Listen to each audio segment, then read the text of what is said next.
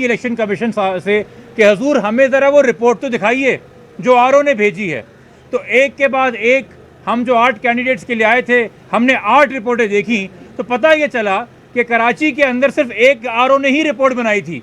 उसके बाद शायद उसने अपना ड्राफ्ट व्हाट्सएप पे शेयर कर दिया और ऊपर नाम चेंज करके वही रिपोर्ट कॉपी पेस्ट की है कराची के हर एक आरओ ने। और उस रिपोर्ट के अंदर सिर्फ 4 बातें लिखी हैं, किस तारीख को इलेक्शन हुआ,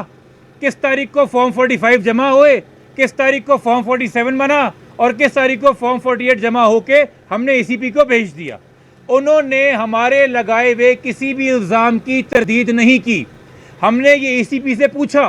कि आप हमें क्यों बार बार कह रहे हैं कि हमें ट्राइब्यूनल जाना चाहिए, इस मामले में तो बड़ी फैक्चुअल इंक्वायरी होगी, इसमें तो बड़ी छानबीन होगी। छानबीन तो तब होती अगर कोई आरओ उठ के कहता कि यासिर साहब का फॉर्म 45 झूठा है और मेरा सच्चा है,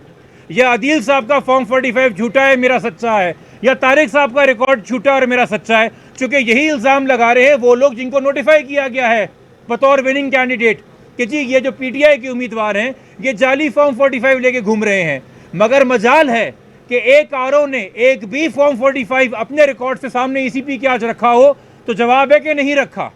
हमने पूछा हमारे किसी एक भी फॉर्म 45 के ऊपर उंगली उठाई है तो जवाब है कि नहीं उठाई है। तो फिर हमने ईसीपी से कहा कि फिर फैक्चुअल इंक्वायरी क्या चाहिए, मामला तो आपके सामने है। वो एक तरीके से अपनी गलती तस्लीम कर रहे हैं कि 2 जमा 2 4 होता है, मगर आरओ ने 2 जमा 2 1 और कुछ केसेस में तो -4 लिख दिया है। तो ये सिंपल टैबुलेशन तो on the record, on the face of the record है, इसके अंदर कोई ट्रायल की ज़रूरत नहीं है। और हमने दोबारा बताया ईसीपी को कि खुदारा अपना ये बर्डन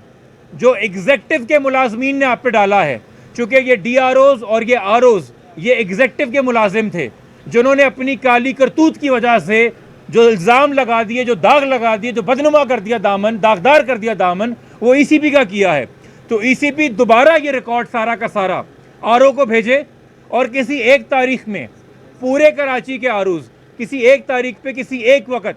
तमाम तर कैंडिडेट्स को अपने पास बुलाएं अपने अपने हलके के, और उनके सामने ये गिनती का अमल जो सेक्शन 95 के तहत तमाम तर उम्मीदवारों की मौजूदगी में होना चाहिए था कानून के मुताबिक, उसको दोहराया जाए ताकि दूध का दूध और पानी का पानी हो जाए। हमारी ईसीपी से यही दरख्वास्त थी कि खुदारा के जो बोझ आप पे डाला गया है ये वापस आरओ को लौटा कि हमारे किसी लगाए हुए इल्ज़ाम की तरदीद कर दे। तो आपको भी इस आरओ को डिफेंड करके अपने आप को मजीद मुतनाज़ा करने की ज़रूरत नहीं है। इस हवाले से हमने उनको सुप्रीम कोर्ट की नज़ीरें भी दी,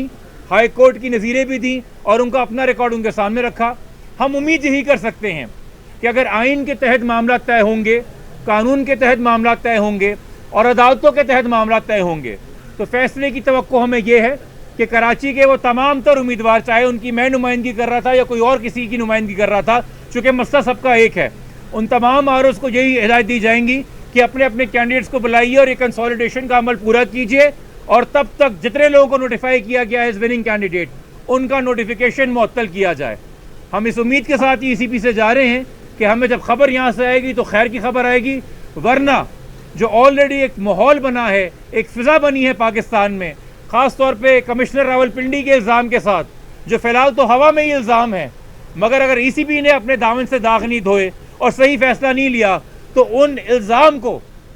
फौकियत ये दे रहे होंगे,